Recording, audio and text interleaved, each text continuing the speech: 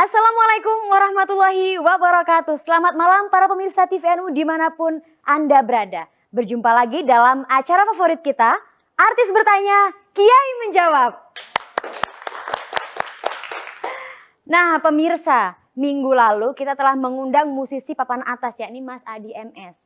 Nah khusus episode spesial pada malam hari ini ya, di hari Isra Mi'raj 1442 Hijriah. Kita menghadirkan bintang tamu seorang perempuan hebat, pejuang, berprestasi, pernah jadi noni Jakarta, putri Indonesia, kemudian apalagi artis sinetron dan juga presenter hebat. Dia adalah Syahnas Haq. Terima kasih banyak. Assalamualaikum. Waalaikumsalam warahmatullahi wabarakatuh. Sudah diundang ke sini buat teman-teman dari PBNU. Alhamdulillah Mbak Sanas, gimana kabarnya hari ini? Kabarnya sudah keluar dari papan. Abisnya tadi katanya papan atas kalau yang sebelumnya Mas Adi ya sebelumnya. Kalau saya udah keluar dari papan deh. Nah inilah ramahnya seorang Syahnas Haq mungkin yang kita sering lihat di layar kaca. Luar biasa, kita seneng banget Mbak Sanas, kehadiran Mbak Sanas langsung di kantor PBNU. Terima kasih Mbak Sanas. Alhamdulillah, dan tentunya pemirsa ya, yang selalu kita tunggu-tunggu di setiap episode, siapa lagi kalau bukan Kiai Haji Taufik Damas LC. Assalamualaikum. Waalaikumsalam warahmatullahi wabarakatuh. Pak Yai yang keren. Sehat Kiai hari ini? Sehat, alhamdulillah. Semangat terus. Jangan pernah bosan kasih kita pencerahan ya Kiai. Sama-sama kita belajar bareng. Iya. Nah, jadi Mbak Sanas gini, program ini memang sengaja dirancang ya untuk menghadirkan para seniman, khususnya para artis seperti Mbak Sanas. Oke. Jadi nanti Mbak Sanas bisa cerita, sharing kepada pemirsa semuanya mengenai kegelisahan spiritual, hubungan antara manusia dengan Tuhan.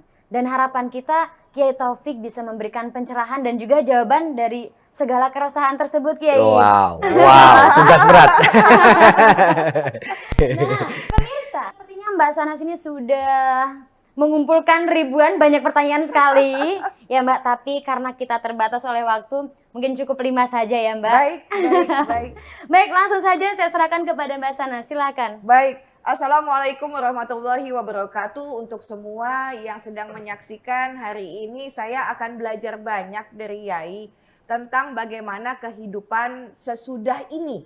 Karena pada dasarnya Pak Kiai, kita itu adalah makhluk spiritual yang lagi belajar jadi manusia. Betul. Sebelumnya kita tidak ada, sekarang kita jadi manusia. Dan kita mesti pandai mensyukuri keberadaan kita jadi manusia. Karena Allah SWT tidak menyuruh kita jadi hewan, jadi batu.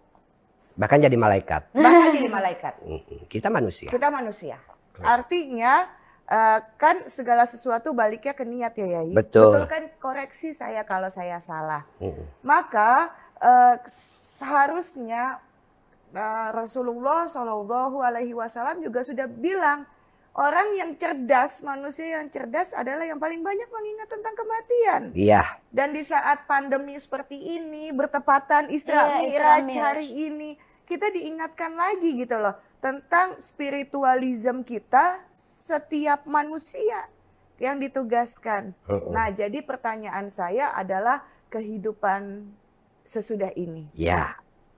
Intinya begini ya, ibuku sudah tidak ada, ayah tidak ada, gitu ya.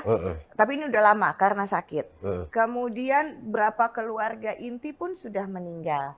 Di saat pandemi, banyak sekali teman-teman saya pun yang meninggal, gitu ya. Ini sudah sunatullah bahwa pandemi itu ada, gitu kan. Nah jadi artinya ini kan kalau kita ke makam yang sudah meninggal, tahu nggak kita datang? Silakan Yai. Baik, assalamualaikum warahmatullahi wabarakatuh. Saya bahagia sekali hari ini datang tamu yang luar biasa ke tempat kita, yaitu Mbak Syahnas Haq, yang sudah kalau kata orang Arab itu ghaniyun anit ta'rif, sudah tidak perlu diperkenalkan lagi karena sudah sangat terkenal.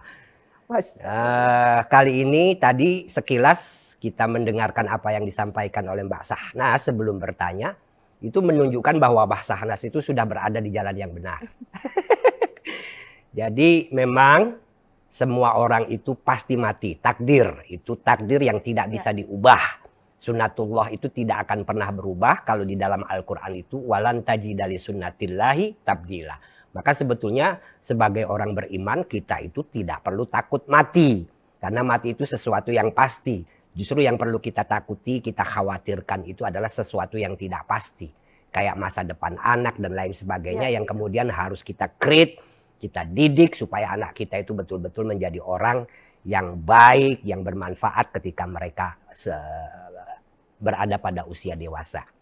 Nah, berkenaan dengan pertanyaan apakah ketika kita menziarahi kuburan, orang yang sudah meninggal dunia itu tahu dan juga bisa mendengarkan apa yang kita ucapkan, itu jelas sekali karena di dalam Islam itu diajarkan kita masuk ke pekuburan itu mengucapkan salam. Betul. Assalamualaikum ya ahlal kubur wa nahnu insyaallahu bikumul lahikun. Salam sejahtera untuk kalian wahai ahli kubur dan kami insya Allah akan menyusul kalian. Kalau ajaran seperti itu nggak mungkin dong kalau kemudian ahli kuburnya nggak mendengar kita memberi salam. Logikanya. Jadi jelas.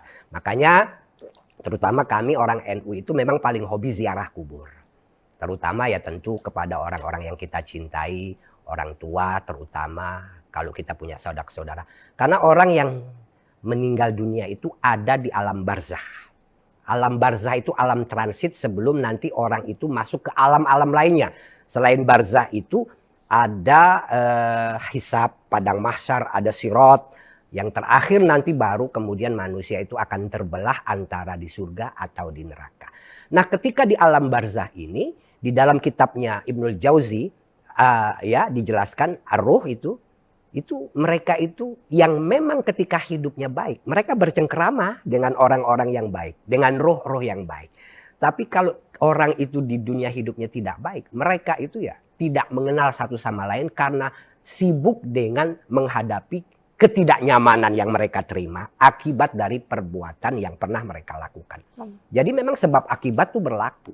Kalau hidupmu baik di dunia ini, apa yang akan kita terima di alam gaib itu baik. Betul. Barzah, padang mahsyar, sirat sampai surga neraka itu kalau pakai bahasa Al-Quran itu disebut gaib. Kenapa gaib? Bukan fiksi. Tempo hari ada orang bilang agama itu adalah fiksi, kitab suci itu adalah fiksi. Itu karena dia tidak bisa membedakan yang gaib. Gaib itu adalah sesuatu atau alam yang tidak pernah kita lihat, tidak pernah kita dengar, tidak pernah kita raba, bahkan tidak sama dengan apa yang kita bayangkan, tapi itu ada. Kita yakin adanya karena yang memberikan informasi itu adalah Allah dan Rasulullah. Nah inilah orang beriman. Makanya orang bertakwa itu tanda yang paling pertama itu adalah alladzina yu'minuna bil ghaib. Yaitu orang-orang yang percaya pada yang gaib. Apa itu yang gaib? Yang gaib ya hidup setelah hidup kita ini. Setelah kita mati nanti kita berhadapan itu. Nah mereka yang berada di alam barzah, jangankan kita berkunjung ke kuburannya, kita mengirimkan Fatihah, Yasin, ayat kursi, Baqarah dan lain sebagainya. Kalau digabung menjadi tahlilan, itu mereka menerima limpahan pahala. Masya Allah. Menerima limpahan pahala. Maka kita sebagai anak soleh itu harus melakukan itu. Minimal setiap ba'da sholat. Ya syukur-syukur kalau ada orang yang mau mengadakan, kalau cuma ba'da sholat saya sudah mendoakan orang tua, kirim Fatihah dan lain sebagainya. Sekali-sekali, setahun sekali saya ingin mengundang tetangga, sahabat untuk ikut mendoakan buat orang tua saya. Nah, dalam tradisi kita, NU disebut haulan. Memperingati hari matinya, wafatnya orang tua kita sambil kita kirim doa. Coba saya sering mengingatkan, ada orang yang sudah meninggal dunia, ketika mendapat kiriman pahala dari anak-anaknya yang soleh ini, mereka bahagia, tapi kemudian meneteskan air mata lagi. Karena ditanya, kenapa kok habis dapat kiriman kok pahala kok tadi bahagia sekarang meneteskan air mata. Iya, memang anak cucu saya rajin kirim doa, kirim Fatihah dan lain sebagainya. Tapi mereka nggak akur sama saudara-saudaranya. Gitu. Jadi yang paling penting adalah cara kita membahagiakan atau berbakti pada orang tua kita yang sudah meninggal. Selain kita rajin kirim Fatihah, bersedekah untuk mereka dan lain sebagainya. Menjaga hubungan baik dengan orang-orang yang mereka cintai. Ya. Karena kita masih hidup, punya anak 3 atau 4, kalau kita lihat mereka saling berkelahi, saling berantem, nggak akur, itu kan kita sedih. Begitu juga orang tua kita yang sudah meninggal. Baik. Nah, kalau gitu Pak Yai, mungkin nggak kalau misalnya seseorang yang sudah meninggal, ruhnya itu bisa datang dan bertemu dengan kita yang masih hidup. Entah suka sekelebat gitu ya, entah dalam mimpi, itu benar ruh itu atau sesuatu goib yang lain. Betul. Yang menyerupainya. Nah itu sering terjadi juga Kiai. Nah makanya mungkin bukan hanya pertanyaan Mbak Sana, tapi saya Iya. juga sering bertanyakan hal tersebut secara Iya. pribadi. Iya. Gimana Kalau itu begitu Kiai? kan, Neng? Iya pasti Iya. banyak mitos atau fakta gitu kan kira-kira Kiai. Kalau ruh itu kan dia sudah berada di alam barzah. Dia juga sudah beda alam dengan kita. Bisa nggak orang yang sudah meninggal ruhnya itu bertemu dengan orang yang masih hidup? Bisa, tapi di dalam mimpi. Nah, dalam sejarah itu ada sahabat Nabi itu namanya Auf bin Malik dan Sa'ab ibnu Jusamah. Mereka itu berdua bersahabat, kemudian salah satu dari mereka meninggal dunia, yaitu Sa'ab. Nah, pada suatu malam Malik tertidur dalam mimpi, ruhnya si Sa'ab itu datang. Dan berdialoglah mereka. Si Malik, Auf bin Malik bertanya pada Sa'ab, gimana keadaanmu di sana di alam barzah? Iya. Oh alhamdulillah, ya karena memang orang soleh. Iya. Cuma ternyata ada bercak hitam di leher si Sa'ab ini. Bercak hitam, kalau bahasa kita tuh tompel lah ya. Iya, iya. Cuma ini jadi bercak hitam ini kenapa itu? Padahal dulu kamu nggak ada gitu Iya. kata Sia. Ya ini gara-gara. Ini mengganggu banget nih. Walaupun saya udah enak tapi ini mengganggu banget, gatel gitu. Kenapa emang? Ini gara-gara saya masih punya hutang belum terbayar. Dan hutangnya itu bahkan sama orang Yahudi. Nah makanya saya minta tolong kamu besok datanglah ke rumah. Masuk kamar, di pojok lemari itu ada uang 10 dinar. Yang memang sudah saya siapkan untuk bayar. Cuma saya belum sempat membayarkan. Nah, terus apalagi? Ya udah itu aja. Dan saya tahu kok di rumah itu istrinya masih ada dan keluarganya. Kucing peliharaan kami mati. Nah, jadi tahu si Sa'ab ini. Kucing peliharaannya mati. Paginya siapa Auf bin Malik itu betul-betul datang ke rumah si Sa'ab ini. Ketemu sama istrinya mohon izin masuk kamar. Begitu dia masuk ke kamar, dia buka lemari. Betul ada uang 10 dinar. Iya. Dia ambil uang itu kemudian dia cari orang yang punya piutang. Yang kebetulan orang Yahudi di pasar ditanya, betul gak? Sa'ab punya utang padamu? Betul, berapa? 10 dinar. Ah persis. Nih tolong saya bayarkan, maafkan dia. Jadi selesai. Ini juga pesan loh. Bahwa kalau kita punya salah sama orang non-muslim pun juga kita akan dimintai pertanggungjawaban gitu loh. Jangan mentang-mentang beda agama merasa kalau kita bersalah nggak akan dituntut. Enggak, Islam itu agama kemanusiaan. Betul, Gitu loh. Ini betul. kan utangnya sama orang Yahudi tapi tetap jadi masalah di akhirat gitu. Iya. Nah setelah itu Auf balik lagi ke rumah cerita sama istrinya. Terus benar apa yang dikatakan si Sa'ab itu bahwa kucing peliharaan keluarganya mati. Iya. Jadi tahu orang yang sudah meninggal itu melihat. Tapi dia di alam barzah. Yang selanjutnya kalau ada orang kok bisa melihat ayahnya, ibunya yang sudah meninggal atau adiknya atau kakaknya di rumah sekelebat. Itu bukan ruh. Itu adalah korin. Yang kata Nabi semua manusia dilahirkan tuh ada korinnya dari bangsa jin. Mbak Ulan, Mbak Sahna, saya itu punya korin. Bahkan Nabi sendiri punya korin dari bangsa jin, pendamping. Korin inilah yang selalu mendampingi kita kemana-mana. Apakah itu baik atau tidak? Ada yang baik, ada yang enggak. Nah, Nabi Muhammad itu ketika ditanya, termasuk Anda punya korin wahai Nabi? Iya, cuma korinku itu sudah tunduk dan taat padaku. Gitu. Jadi kalau kita ketemu sama orang yang sudah meninggal dunia, tahu-tahu kok kapan gitu ada ruhnya di kamarnya. Dan korin kita itu memang persis mirip dengan kita. Korin itu artinya pendamping. Korinnya Mbak Sahnas persis seperti Mbak Sahnas. Korin Wulan persis seperti Mbak Wulan. Korin saya persis seperti saya. Jadi kalau mereka tampil memperlihatkan diri dengan pakaian yang biasa kita pakai. Ya. Gitu. Kiai berarti kalau misalnya bertemu dengan korin tadi, kita nggak perlu takut juga. Nggak ya, perlu Kiai? takut. Mereka nggak usil, nggak nakal, nggak jahat. Santai aja. Iya. Dan korin itu, makanya kalau punya ada orang Jawa itu punya tradisi 40 hari kalau orang udah meninggal dunia dulu itu harus ada ritual-ritual tertentu dengan keyakinan mereka bahwa ruh si orang meninggal itu masih berputar-putar di rumahnya. Ya. Nah sebetulnya yang berputar-putar di Korin rumah ini. itu si korin itu.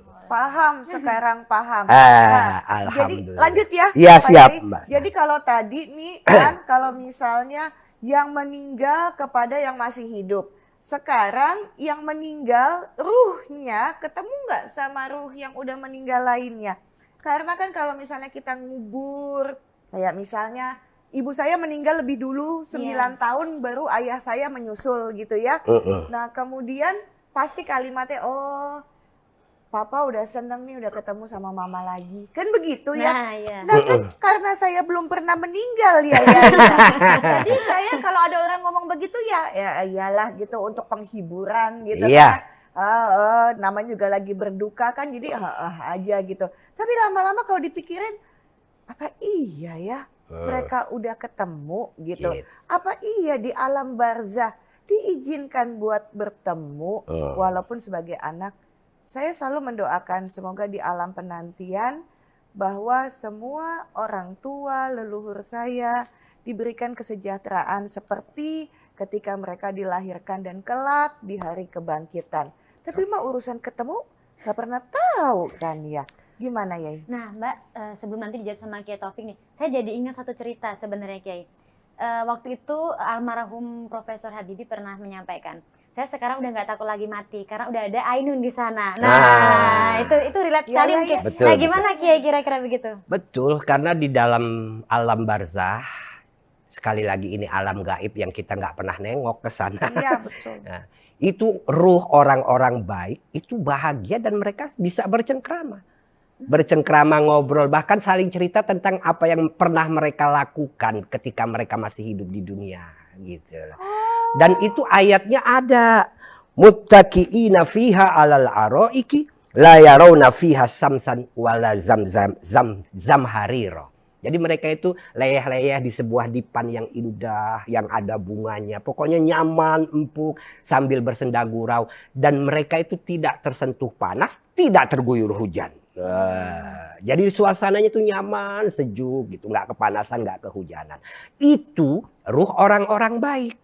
Tapi kalau ruh orang-orang jahat, mereka sudah tidak bisa lagi nongkrong-nongkrong. Nggak bisa kongko, nggak bisa ngobrol. Karena apa? Masing-masing sudah sibuk dengan siksa yang mereka terima. Persekot kalau di alam barzah itu. Karena balasan yang paling lengkap nanti akan diterima setelah orang di surga atau di neraka. Di DP dulu lah. DP dulu gitu. Jadi tetap bisa ngopi di Ngopi, bahkan saling ngobrol. Makan saya sering bilang, kalau Anda sering kali ngomong soal bidadari, di alam barzah nanti itu yang paling cantik itu adalah istri kita. Wah saya suka nih ya Pak Yai. Karena saya suka gemes kalau dibilang begini. Tenang nanti kalau buat yang laki-laki di sana akan ada bidadari. Nah saya dapat apa dong gitu loh. Masa saya sama bidadari juga? Kan gak mau gitu loh. Maunya kan sama yang lelaki saya bilang begitu. Terus ternyata kalau Pak Yai tadi ngomong begitu, bidadari yang paling cantik adalah istri kita. Senang. Pasti kalau nanti Pak Yai ketemu sama suami saya, namanya Gilang. Kenal. Belum ganti namanya masih itu ya. Putranya Ramadan KH. Nanti kalau Pak Yai ngomong begitu, Pak Yai yang betul ya Allah masa nas lagi. Jadi saya udah disiksa, aku di dunia. Di sana ketemu lagi. Oke, pemirsa, sepertinya pembicaraan kita semakin seru dan hangat. Tapi kita akan break terlebih dahulu setelah yang satu ini. Pesantren, lembaga pendidikan keagamaan tertua di Nusantara, telah mencetak kader-kader ulama, para santri, generasi penerus bangsa, tiap hari belajar dan mengaji. Pandemi tidak bisa dihindari, menyentuh para santri. Santri-santri pun dipulangkan, karantina mandiri, pesantren didisinfektasi. Protokol kesehatan diterapkan, rapid dan swab test dilakukan.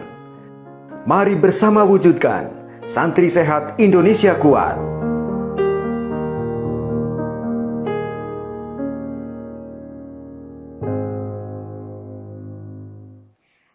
kembali lagi dalam acara favorit kita, Artis Bertanya, Kiai Menjawab.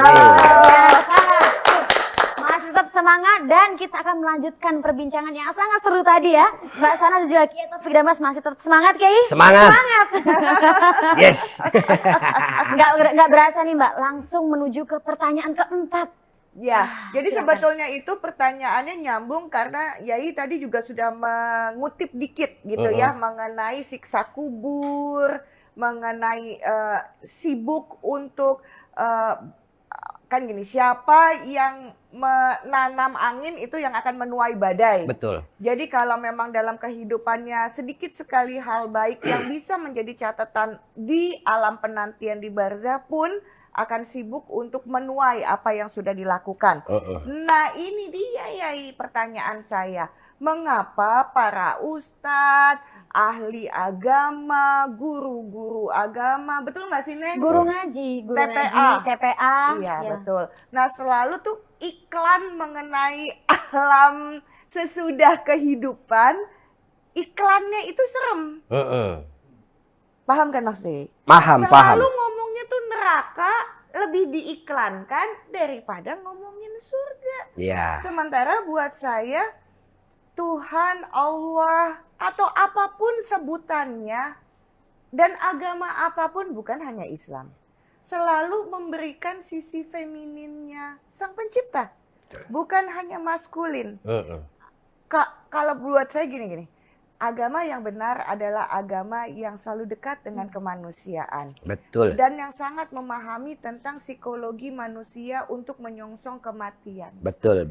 Karena kalau ditakut-takutin hanya soal neraka untuk membuat manusia berkarakter baik, nggak terbukti itu. Nggak terbukti. Banyak yang korupsi, banyak yang berzina. Tetap nggak takut ya Iya. Mbak. Tolong juga nggak bisa dihitung. Iya. Gitu kan ya. Silakan Yai. Betul. Jadi begini. Ada satu hadis qudsi yang pernah Allah sampaikan. Hadis qudsi itu adalah firman Allah yang tidak ada di dalam Al-Quran. Jadi disampaikan oleh Nabi Muhammad. Ya. Allah berfirman. Ana inda zonni abdi bi. Aku itu tergantung persepsi hambaku terhadap aku. Nah, orang yang seringkali menceritakan tentang sesuatu yang seram setelah kematian dengan ancaman dan lain sebagainya. Atau secara umum cara pandang keagamaannya itu tidak lembut. Itu karena dia salah persepsi terhadap Tuhan. Terhadap Allah. Dia mempersepsikan Allah itu mungkin sebagai zat yang bengis, zat yang pendendam dan lain sebagainya. Padahal Allah itu dalam banyak hadis dikatakan rahmatku itu lebih besar dari murkaku gitu. Bahkan Islam itu mengajarkan kalau orang berbuat baik mau niat aja, niat berbuat baik, tapi nggak jadi dia dapat pahala. Kalau niat baik kemudian jadi berbuat baik, pahalanya berlipat-lipat. Sementara kalau kita niat jahat, niat jelek, tapi nggak jadi, ya nggak dapat dosa. Iya. Kalaupun kita jadi melakukan kejelekan, itu dosanya cuma satu. Itu menunjukkan betapa rahmatnya Allah. Betul, gitu loh. betul. Nah kesalahan kita itu tidak memahami itu semua berdasarkan literasi.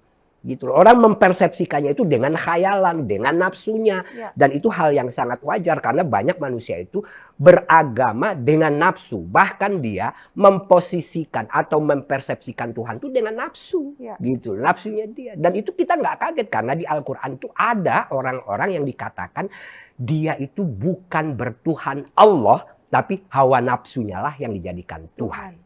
Jadi kalau dia benci sama orang itu kena musibah, dia bilang itulah azab.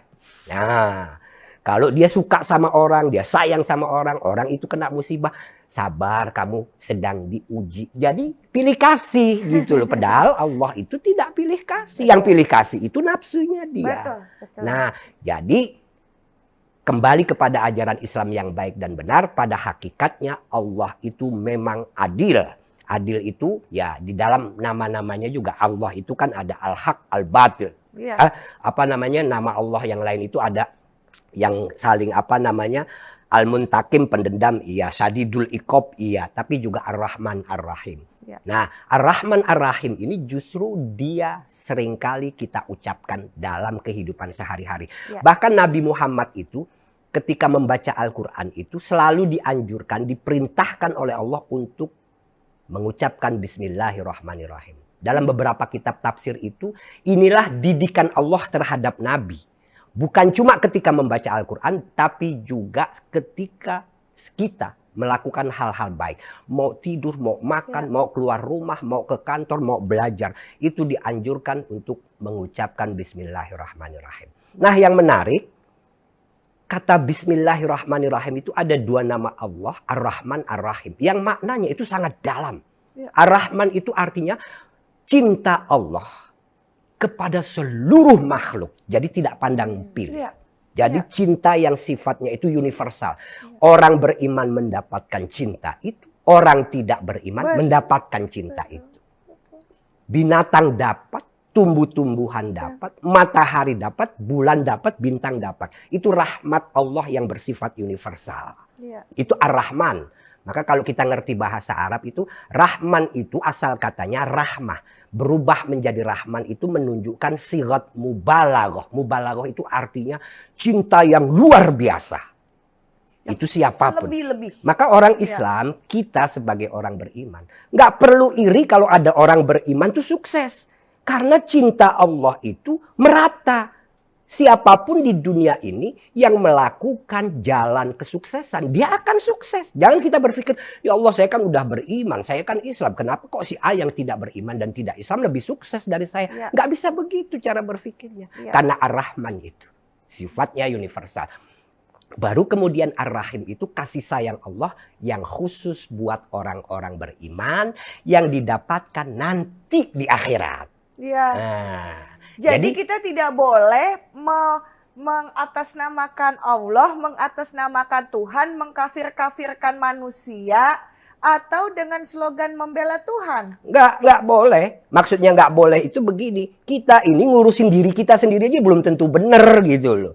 Gitu loh. Nggak boleh gampang mengkafirkan orang itu. Gitu loh. Bahkan di dalam hadis Nabi itu, man kafara akhahu musliman kaqatlihi. Barang siapa yang mengkafirkan saudaranya yang muslim itu sama dengan membunuhnya gitu. Dosanya besar banget gitu. Nggak boleh kita itu mengkafirkan. Apalagi kalau soal beda pendapat dan lain sebagainya. Itu harus kita bisa menerima. Apalagi kalau kita kembali kepada ajaran Islam. Ilmu-ilmu keagamaan itu memang selalu menyediakan ruang orang untuk beda pendapat gitu. Jangankan soal hukum, soal fikih. Soal akidah aja itu beragam gitu loh. Nah di dalam Ahlus Sunnah itu akidah kita kan ada akidah Asy'ariyah gitu loh. Nah tapi ada akidah-akidah yang lain yang tentu itu juga bisa kita anggap sebagai varian gitu loh. Yang kita sikapi dengan dewasa gitu. Jadi nggak gampang mengkafirkan orang itu dosa besar gitu loh. Orang yang gampang mengkafirkan orang, saya khawatir nanti dia meninggal dunia dalam keadaan kafir gitu. Dan tentunya agama tidak hanya tentang surga dan neraka aja. Betul. Surga dan neraka itu kan perjalanan akhir manusia. Tapi dia linear sekali dengan apa yang kita lakukan di kehidupan kita sekarang ini. Gitu. Jadi kalau mulut kita jahat, tangan kita jahat, mata kita jahat, jangan mimpi mendapatkan surga. Gitu. Betul. Bahkan saya sering bilang, di dalam Al-Quran itu, kata yang mewakili dosa itu ada banyak. Ada dambun, ada sayyi'atun, ada ismun. Yang menarik itu, kata dambun itu dosa kita pada Allah. Kita sholat kurang, puasa kurang, udah waktunya pergi haji nggak pergi haji. Itu dosa kita pada Allah. Dan itu gampang kita maafnya, minta maafnya. Tinggal istighfar, ya Allah ampuni, Allah pasti ampuni. Tapi ada dosa itu namanya sayyi'atun. Sayyi'atun ini dosa kita sama manusia. Sama saudara, sama keluarga, sama tetangga, sama sejawat. Itu tidak bisa istighfar pada Allah. Kalian harus menyelesaikan, minta maaf. Makanya namanya itu sayyi'atun, yang di dalam ajaran Islam itu cara melebur dosa itu adalah dengan kita itu istilahnya itu selain minta ampun sama Allah juga minta maaf sama orang-orang yang kita zalimi. Bahkan di akhirat nanti itu ada orang yang bangkrut. Bangkrut. Udah bikin bagus-bagus tapi yang itu nggak dijaga, jadi bekalnya Defisit karena harus membayar. Iya. Dia sholat bagus, puasa bagus, lah pernah umroh beberapa kali, haji juga mungkin beberapa kali, banyaklah pahalanya. Sudah mau masuk surga dengan bekal pahala, tapi di stop oleh malaikat. Kenapa? Banyak orang yang nuntut, yang pernah dicaci maki, yang pernah dicubit, yang pernah ditempeleng, apalagi kalau korupsi. Bayangkan, itu yang jadi korban berapa orang. Itu betul. menuntut semua. Betul. Akhirnya apa? Pahala yang sedang dia bawa untuk masuk surga ini diambil. Dibayarkan buat orang-orang yang pernah dizalimi. Habis pahalanya. Orang yang dizalimi masih ada. Akhirnya apa? Orang yang dizalimi ini dosanya diambil, dikembalikan ke dia. Mau masuk surga nggak jadi, akhirnya nyemplung dulu ke dalam neraka. Kata Nabi, atadruna manil muflis. Tahukah kalian siapa orang yang bangkrut itu? Orang yang seperti itu tadi. Jadi saya sering mengingatkan, hati-hati hubungan kita dengan manusia ini. Jaga mulut kita, mata kita, tangan kita. Jangan gampang menghakimi orang, mencaci maki orang, menyakiti orang. Itu harus hati-hati. Kalau kita punya dosa yang ya karena lalai dalam sholat, pernah nggak puasa, istighfar, Allah pasti mengampuni. Iya. Jadi itu yang menjadi pandangan hidup saya juga gitu ya, Neng, Pak Yai juga ya. Kalau memang ternyata surga itu belum pasti buat saya, udahlah nggak usah usil ngurusin neraka orang lain. Betul. Gitu loh. Karena surga neraka itu hak prerogatif Allah. Suka-suka Allah lah mau milihnya gimana. Kita ini oleh ulama diajarkan baca doa begini. Jangankan surga neraka, meninggal dunia aja kita ini belum tentu husnul khatimah. Makanya kita diajarkan berdoa begini. Ya Allah biha, ya Allah biha, ya Allah bihusnil khatimah. Ya Allah, dengan segala apa yang sudah kami lakukan ini, yang baik dan yang buruk, matikanlah kami dalam keadaan husnul khatimah. Saya sering kalau saya ceramah, saya ini meninggal dunia belum tentu husnul khatimah. Belum tentu gitu loh. Terserah Allah nanti dan tergantung amal perbuatan saya ketika hidup. Tapi saya selalu berdoa, siapapun yang mendengarkan saya ngomong, mudah-mudahan meninggal dunia dalam keadaan husnul khotimah. Amin. Termasuk kita ya, Neng. Amin. Nah itu Kiai, akhirnya saya pernah dengar itu nggak tahu mazhab dari siapa, yang ditakuti oleh para ulama dan umat Islam cuma satu, yakni kita bisa mati atau enggak dalam keadaan husnul khotimah. Betul. Jadi pengingat kita bersama juga. Makanya jadi orang itu lebih baik refleksi diri, mengoreksi diri, jangan terlalu sering mengoreksi orang lain. Jadi ada ulama itu yang pernah ditanya, namanya itu Ibnu Haytham. Ditanya sama muridnya, saya tidak pernah melihat atau mendengar mulutmu itu mengoreksi orang lain. Ya, nggak pernah. Kenapa guru? Gitu. Kata dia jawab sederhana. Saya ngurusin diri sendiri aja repot, gimana saya bisa mengoreksi orang lain gitu. Betul. Gitu. Itu orang yang benar. Manusia yang benar itu adalah manusia yang selalu melihat ke dalam dirinya. Iya. Selalu paham. Itu makanya di dalam Islam itu ada ajaran tasawuf. Iya. Yang mengajarkan kita untuk koreksi diri dan lain sebagainya. Betul. Nah, jadi kalau menyambung yang tadi nih ya Wulan dan juga Pak Yai ya, adalah tadi ngomongin sudah masuk ke manusia. Bagaimana psikologi kematian itu adalah kan karakter manusia sebetulnya. Betul. Ya. Kalau dia takut atau misalnya dia begitu ngerinya bahwa kampung ilahi itu menakutkan karena memang di pikirannya adalah tidak lembut. Tidak manis, tidak feminin gitu ya. Walaupun tapi ada juga yang lucu kalau dia ngomong ke orang lain soal akhirat itu serem, tapi perilakunya tuh juga nggak terlalu begitu-gitu amat. Dia hidupnya ternyata yang tidak dilihat orang juga ternyata. Makanya orang tuh harus adil sejak dalam pikiran loh, saya bilang begitu. Kadang ada orang, makanya kita itu sering mengingatkan. Kalau kita itu ingin ketat, ketatlah untuk diri sendiri. Kalau kepada orang lain, mudahkan, longgarkan. Gitu loh, dalam itu suka beragama. banget itu kalimat. Saya akan tulis itu di catatan saya. Bahwa kalau mau melonggarkan, longgarkan orang lain. Mudahkan mereka, tapi ketatlah terhadap diri sendiri. Oh itu bagus sekali. Jangan dibalik. Jangan dibalik. Iya. Ke orang lain keras, ke diri sendiri. Suka semena-mena. Jadi kalau ngomong soal karakter baik, itu juga sebetulnya yang diinginkan dalam dunia pendidikan. Kan pendidikan agama dengan pendidikan umum adalah membentuk orang-orang Indonesia itu yang akan membawa Indonesia jauh semakin hebat lagi. Ya, Iya, betul. Impian kita 100 tahun Indonesia merdeka tuh bukan omong kosong. ya, Gitu, bahwa emang kita betul-betul kuat.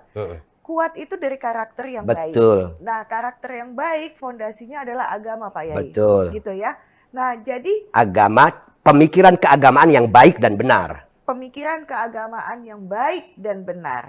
Nah, tetapi yang maha membolak-balikan hati dan pikiran adalah Sang Pencipta, Ya, Allah. mm-mm. Nah, itu yang selalu saya tuh tidak pernah menemukan jawabannya. Mudah-mudahan hari ini saya puas dengan jawabannya Pak Yai adalah begini. Pak Yai, kalau dipikir-pikir, ini maaf ya Allah, aku ngomong gini maaf banget loh ya. Maaf, jangan marah. Ini serius tahu pertanyaannya gitu ya. Karena kan saya bukan orang yang bisa langsung bicara dengan Sang Pencipta ya. Siapalah saya, makhluk akhir zaman yang banyak dosa. Jadi saya mencari di dalam Al-Quran, saya mencari kalau saya berbicara dengan orang-orang yang sangat paham agama seperti Pak Yai begini. Kalau Allah maha membolak-balikan hati, kalau hati yang tadinya tidak baik, tidak memiliki karakter baik, kenapa nggak dibalikan saja semua menjadi baik sebelum meninggal? Sehingga tidak repot itu malaikat yang jaga di bawah. Begitu kan waktu dikuburkan ya. Iya, iya. Nggak bising, ulah gandeng atuh gitu ya, disiksa-siksa di alam penantian begitu ya. Dibikin baik saja semuanya. Kenapa mesti ada yang siksa kubur? Nah itu gimana tuh Kiai? Manusia ada yang baik, ada yang jahat juga. Kenapa nggak semua Allah buat yang baik aja Kiai? Nah gimana Kiai kira-kira? Ini udah menyangkut filsafat eksistensial. Wah. Pertanyaannya rumit ini. Ini memang jadi perdebatan banyak orang sepanjang masa itu. Tapi saya ingin menjawab sederhana. Bahwa ketika Allah menciptakan manusia itu, Allah itu memberikan hati dan pikiran kita itu dibebaskan untuk memilah dan memilih. Dengan resiko yang harus ditanggung masing-masing gitu. Jadi kadang-kadang manusia itu juga jangan terlalu GR gitu loh. Jangan terlalu GR bahwa Allah bisa mengubah segala sesuatu itu semena-mena. Orang yang baik tahu-tahu diubah jadi buruk, orang yang buruk tahu-tahu diubah menjadi baik. Ya. Allah mengatur alam raya ini dengan sunnahnya yang disebut dengan sunnatullah. Sunnatullah itu bukan menyangkut aspek natural, bukan hanya itu, tapi juga aspek supranatural, bahkan aspek spiritual. Itu ada aturannya dan itu sangat linear. Sehingga dalam kebebasan itulah manusia itu menjadi makhluk yang bertanggung jawab. Ya. Maka di dalam Al-Quran itu Allah memberikan pilihan. Faman syaa'a falyu'min wa man syaa'a falyakfur. Barang siapa ingin menjadi beriman, beriman. Yang menjadi kafir, kafir. Ya. Tanggung resikonya masing-masing. Ya. Bedanya ada orang yang tidak mengakui adanya Tuhan. Kalau kita sebagai orang beriman mengakui Tuhan itu memberikan kebebasan kepada kita untuk memilih pada hal tertentu. Tapi pada batasan yang lain kita tidak bisa mengubahnya. Contohnya itulah takdir. Takdir tidak bisa diubah. Tapi orang juga sering salah paham tentang takdir. Definisi takdir itu adalah sesuatu yang tidak bisa diubah. Jadi kalau bisa diubah namanya bukan takdir. Contoh nih saya biar gamblang. Hidup ini harus ada yang kaya, ada yang miskin. Itu takdir. Tidak mungkin orang itu kaya semua. Oh paham kalau begitu. Ya, ya, Atau sebaliknya tidak mungkin orang itu miskin semua. Ya. Hidup ada yang pinter, ada yang bodoh. Itu takdir. Tapi saya kaya, saya miskin, saya pinter, saya bodoh. Itu nasib yang bisa saya kreasikan sendiri. Karena Allah kasih kebebasan ke saya untuk menentukan nasib saya. Kalau saya ingin pinter, belajar. Ya. Saya ingin kaya, kerja keras. Ya. Gitu loh. Ya. Saya ingin bodoh, ya terserah kalau memang mau memilih bodoh. Ya.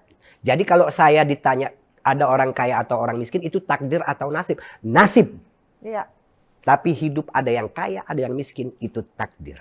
Jadi Nah, itu yang soft. Ya, ya. Kalau yang hard takdirnya itu matahari terbit dari timur. Itu tidak mungkin diubah, terbit di barat. Kiamat. Gitu loh. Matahari tidak mungkin dia itu bertabrakan dengan rembulan. Ya. Makanya di dalam Al-Quran surah Yasin itu menarik itu. Wal qamara qaddarnahu manazila hatta ada kal urjunil qadim. La syamsu yambaghi laha an tudrikal qamar walal lailu sabiqun nahar. matahari, rembulan itu sudah kami gariskan. Bahasanya itu pakai kodaro, satu akar kata dengan takdir, menunjukkan derajat kepastian yang luar biasa. Jadi bulan itu tidak mungkin meleset dari garis edarnya. Matahari tidak mungkin bertabrakan dengan rembulan. Matahari tidak mungkin malam tidak mungkin memaksa siang. Betul. Siang tidak mungkin memaksa malam. Semua ada gilirannya. Betul. Itu yang hard. Betul. Nah. Jadi kalau begitu bisa diambil kesimpulannya ada begini ya, Pak Yai, bahwa kalau kita lahir sebagai seseorang yang miskin dari orang tua yang miskin, itu bukan salah kita. Bukan salah Tapi kita. kalau kita sampai mati kita miskin dan bodoh, itu baru salah kita. Salah kita. Nah, Jadi bener sama banget. seperti layaknya kematian. Betul. Yang saya tanyakan awal tadi, bahwa kalau kita dilahirkan dari lingkungan keluarga yang tidak membuat kita tahu bagaimana berkarakter baik supaya bisa meninggal husnul khotimah, bukan salah kita. Bukan salah. Tapi kalau kita tidak belajar untuk bisa mendapatkan hadiah husnul khotimah, itu salah kita. Salah kita. Betul sekali. Luar biasa sekali pencerahannya. Betul. Dapat Terjawab langsung. semua ya Mbak Sanas. Saya tuh sering bilang, kita ini sebagai umat Islam, kalau tidak bisa menyelesaikan problem pemikiran, membedakan antara takdir dan nasib, jangan harap kita itu bisa menjadi pemimpin peradaban di dunia ini. Gemes nih. Iya, bagus. Ya soalnya ngomongnya udah berapi-api. Berapi-api. Iya benar. Semangat untuk menegaskan. Dan ini adalah sebetulnya perjuangan kita semua Betul. untuk membuat Islam menjadi wajah yang menyenangkan. Menyenangkan. Karena Islam adalah rahmatan lil alamin, Betul. bukan hanya rahmatan lil muslimin. Betul. Begitu ya Kiai ya. Betul. Nah, kalau Isra Mi'raj penutupnya sebelum saya pulang nih ya, apa pesannya dari pesan moral Isra Mi'raj yang bisa saya terapkan dalam kehidupan saya sehari-hari? Karena buat saya literasi itu bukan belajar baca, Neng. Betul. Iya. Literasi paham nggak sih apa yang dibaca? Betul. Bisa nggak nerapinnya bagaimana? Salah satunya di Gitu. Al-Quran ya Mbak ya. Betul. Misalnya kita apakah hanya baca Al-Quran aja, apa bagaimana cara Iya. memahaminya Kiai? Nah, Berkaitan gitu, Isra Mi'raj. Saya tuh merinding kalau udah bicara soal Isra Mi'raj. Karena bagi saya perjalanan Isra Mi'raj Nabi besar Muhammad itu simbol perjalanan spiritual kita. Jadi Nabi diperjalankan, bukan jalan sendirian ya. Karena ayatnya itu subhanalladzi asra bi abdihi. Maha suci zat yang memperjalankan hambanya. Itu kalau di analisis kalimat per kalimat tentu akan sangat panjang. Kata abdihi juga maknanya itu akan sangat panjang. Tapi itu bentuk dari perjalanan spiritualitas Nabi Muhammad yang bisa ditiru oleh umatnya. Oke. Itu sebabnya hadiah dari perjalanan itu adalah sholat 5 waktu. Iya betul. Hadiah Isra Mi'raj buat umat Islam itu sholat 5 waktu. Betul. Dengan berbagai ceritanya yang tadinya 50 kali, kemudian Nabi minta diskon, akhirnya jadi 5 waktu. Nah ingat, ketika Nabi itu dari Mekah ke Palestina, Iya. Baitul Maqdis, kemudian naik ke Sidratul Muntaha, itu perjalanan spiritual yang sangat sunyi. Nabi hanya diiringi oleh malaikat Jibril yang kemudian bertemu dengan nabi-nabi yang lain, betul, ruhnya, betul. melihat fenomena yang aneh-aneh. Betul. Sampai di ujung perjalanan itu Sidratul Muntaha, malaikat Jibril nggak ikut, Nggak hanya bisa. Nabi Muhammad. Betul. Ketika itulah Nabi Muhammad bertemu langsung dengan Allah Subhanahu wa Ta'ala. Mi'raj namanya. Dan keluh lidahnya tidak bisa mengucapkan apa-apa. Yang keluar kemudian dari lisan Nabi itu hanya kalimat at-tahiyatul mubarakatus sholawatut tayyibatulillah.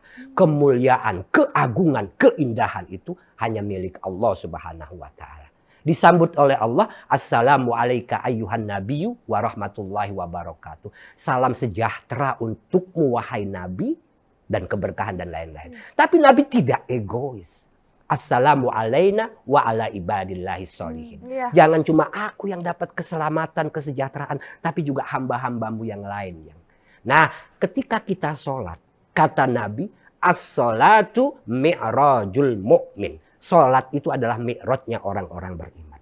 Maka upayakanlah ketika kita sholat itu, kita betul-betul sedang berhadapan dengan Allah Subhanahu wa Ta'ala. Jangan. Masya Allah. Jadi mesti belajar intinya adalah sholat khusyuk. Iya. Ya, Bukan benar. sholat kusut. Nah, begitu ya. Iya. Lanjut Yai. Dalam akidah Ahlus Sunnah wal Jamaah, Iya. melihat Allah itu hanya bisa dilakukan oleh Nabi Muhammad di dunia ini. Kita tidak mungkin bisa melihat Allah. Tapi kita bisa melihat Allah nanti di surga. Dan itulah nikmat tertinggi. Tapi di dunia ini dengan sholat upayakan kalau dalam bahasa hadisnya itu ihsan. Apa itu ihsan? Anta budallaha ka'annaka tarahu fa illam takun tarahu fa innahu yaraka. Engkau menyembah Allah seolah-olah engkau melihatnya. Jika belum bisa seperti itu, yakinlah bahwa Allah sedang melihat. Betul. Masya Allah, luar biasa sekali. Saya sampai merinding Kiai. Aku juga. Benar-benar speechless, Mbak. Iya, dan itu menjadi ilmu buat kita bahwa kalau sholat itu bersungguh-sungguhlah. Betul. Jangan sambilan. Kan kalau misalnya kebanyakan, saya nggak ngomongin orang lain, saya lah. Iya. Gitu ya. Saya kalau sholat itu kan kayak ini, kayak ayam lagi matok makan, salam. Gitu ya. Doa juga. Allah masih ingat kan ya kemarin sama lah. Tapi gitu ada ya, lagi, gitu. ada lagi orang yang lebih hebat. Itu tadi as-sholatu mi'rajul mu'min. Sholat itu mi'rajnya mu'min. Ada orang yang hidupnya itu adalah mi'raj terus dia. Bukan cuma sholatnya, tapi hidupnya adalah mi'raj. Wow. Ada. Itu pelaku-pelaku tasawuf, sufi, dan lain sebagainya. Sedikit aja. Masih ada waktu nggak, Neng? Masih. Ayo. Yai. Sedikit lagi. Ya, Boleh. orang yang dengan Iya, pikirannya, sufi ini. orang yang dengan pikirannya itu sudah yang ada hanya Allah. Yang di hadapan cuma lihat itu aja. Itu aja. Itu orang yang pernah belajar tauhid dengan baik. Dalam tauhid akidah Ahlus Sunnah wal Jamaah, Allah itu punya sifat wajib yang jumlahnya 20. Wujud, kidam, bako, mukhalafatul lil hawadisi, dan seterusnya. Nah, sifat pertama adalah wujud. Wujud itu artinya ada. Kita ini hakikatnya tidak ada. Maka dalam bahasa Arab, kita ini tidak bisa disebut wujud. Kita ini disebutnya maujud. Apa arti maujud? Diadakan, bukan ada. Iya, Karena yang ada hanya Allah. Kita ini ada tapi karena diadakan. Siapa yang mengadakan? Yang mengadakan kita adalah zat yang maha ada, yang sudah ada bahkan sebelum kata ada itu ada. Jadi yang ada itu cuma Allah. Mau sombong apa? Yang cantik, yang kaya, yang ganteng, yang punya jabatan. Tadinya tidak ada. Sekarang ada, ini nikmati, syukuri. Karena ini akan berakhir semua. Iya. Mungkin berakhir usia 50 tahun, 67, 60, 70, syukur-syukur 80. Tapi kan pada hakikatnya semua akan kembali. Itu sebabnya kita selalu mengucapkan innalillahi wa inna ilaihi raji'un ketika ada orang meninggal dunia. Yang artinya kita ini milik Allah.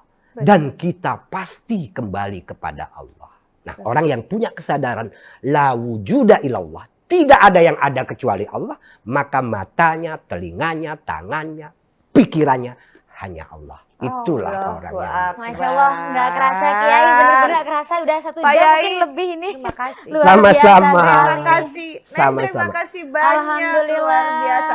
Pokoknya aku udah tahu bagaimana mempersiapkan bahwa rezeki nanti husnul khotimah itu urusan Allah. Ya. Yang penting kita semua mesti belajar bagaimana menyiapkan untuk bisa husnul khotimah. Dan dalam rangka Isra Mi'raj adalah bagaimana memperbaiki sholat. Ya. Paling tidak, ya kan? Betul, Mbak. Jadi paling Pesan Isra Mi'raj. pesan Isra Mi'raj. Sholat dan pikirannya juga dibaca. Dan pikirannya juga. Jangan begini, Allahu Akbar. Tadi Pak Sofyan udah dikasih duit makan. Ini rokaat keberapa? Kok bisa sholat maghrib jadi 4 rokaat ya? Begitu. Ininya kemana-mana. Nuhun ya Pak Ustadz. Sama-sama Mbak Sahnas. Nah, Aduh. pemirsa, demikianlah obrolan bincang-bincang seru kita hari ini bersama dengan Mbak Sahnas dan juga kita Fit dan Mas. Masya Alhamdulillah, terima Allah kasih Mbak bahagia. Sahnas, terima kasih Terima Kiai. kasih, Ilmu yang sama-sama. luar biasa. Semoga ini semua pemirsa juga dapat mengambil manfaatnya terutama dalam rangka Isra Mi'raj 1442 Hijriah. Dan juga untuk seluruh pemirsa TVNU dimanapun Anda berada, jangan sampai lewatkan episode-episode ke depannya. Karena apa? Kita akan mengundang bintang tamu yang tidak kalah menariknya. Saya Wuransari, TVNU, wallahul muwaffiq ila aqwamit thoriq. Wassalamualaikum warahmatullahi wabarakatuh. Waalaikumsalam.